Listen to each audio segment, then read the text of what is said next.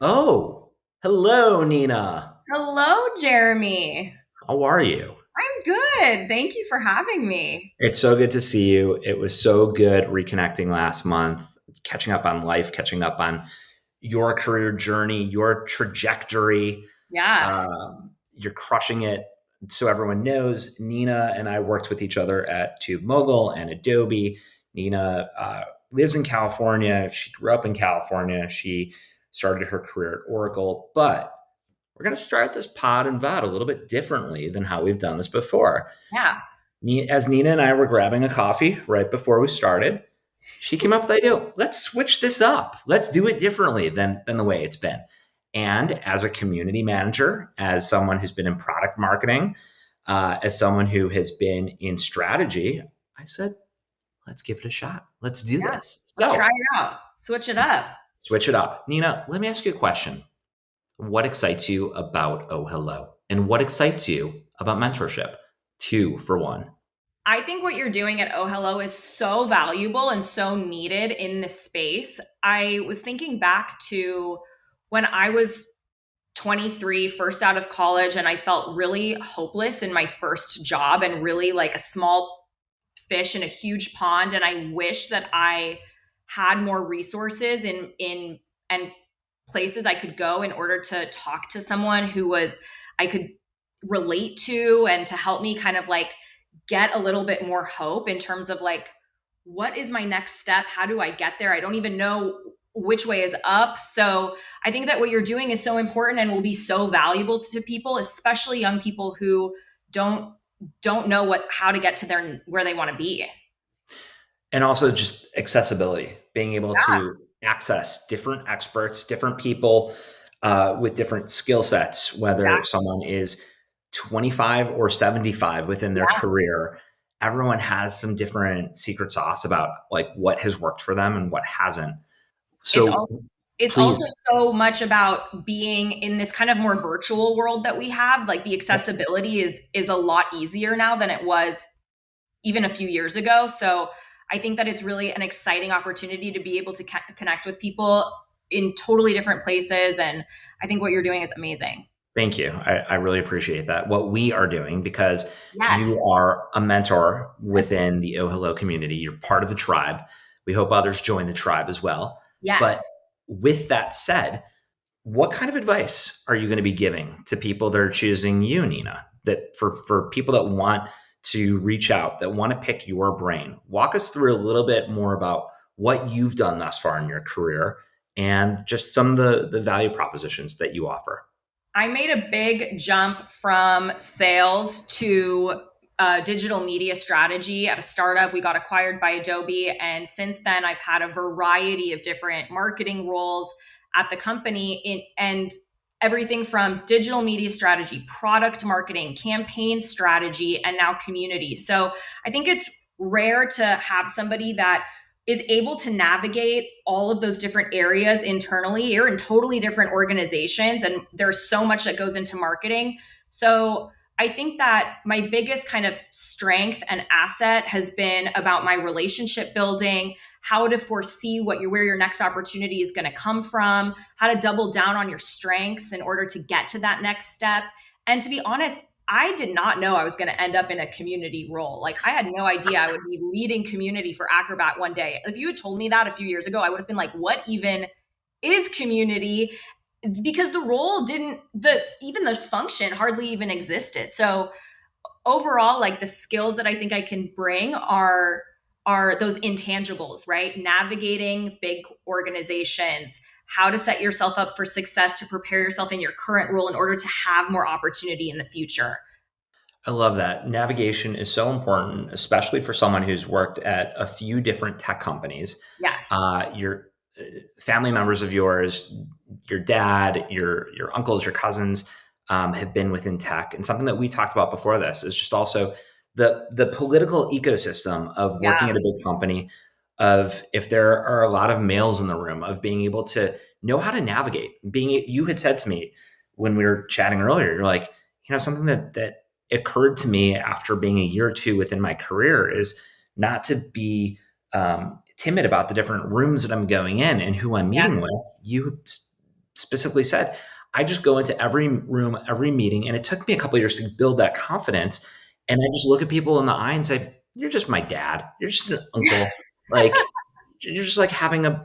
And so I think that those aspects of being able to navigate a corporate structure, going in and out of different companies, it's really it genuinely is an intangible, because when a lot of people start their careers, or if they're moving from a small tech company, or if they're moving from an ad agency and they go into a bigger corporate setting, they're like, Yeah. oh my god, what do I do? Like this is a different size aquarium than a fishbowl, so to speak.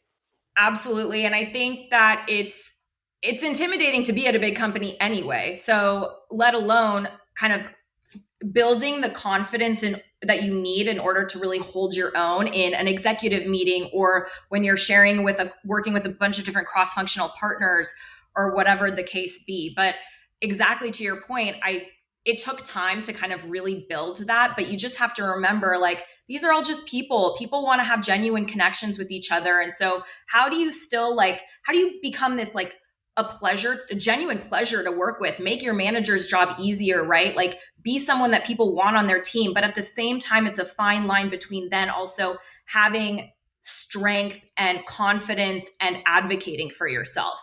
And especially being kind of a woman in corporate America, like, finding that balance has been so key and critical for me in order to make my jumps to the next thing and be seen as a valuable teammate and also a leader. That's such amazing feedback, and something that I'm sure people will get value from when they're syncing with you. Tell us a bit about just who some of your professional mentors are and how you got to be who you are today, like, and what kind of impact that they made on your career thus far. I'll list a couple of people who, Please. yeah. So Erin Milan is one who made a huge impact on me. She was my He's hiring great. manager at Tube Mogul. She saw kind of some of those intangibles. She took a chance on me. I had no marketing experience. I came from sales, and I was so focused on finding an organization and a manager that I connected with. And it was so amazing for me to see, another woman, a family woman who was working and all of that. And we actually, like, kind of, we're still in touch. We've grown together. We grew together, and she gave me my big break. So big shout out to her. Another person is Phil Cowlishaw. He was the VP of strategy when I started at Tube Mogul. And that's an example of someone who you could be easily intimidated by, but we were able to work Oh, Phil. together. I learned so much from him. He's so smart, but he also has been so instrumental in terms of my professional development. I still, to this day, do not make a career move without consulting him. So huge shout out to Phil. He knows that he's been my mentor all these years, but big one. And then a third is Mary Sheehan. She really, she's Mary's a amazing. fellow. She's a fellow OhHello mentor. She's one of our We, first.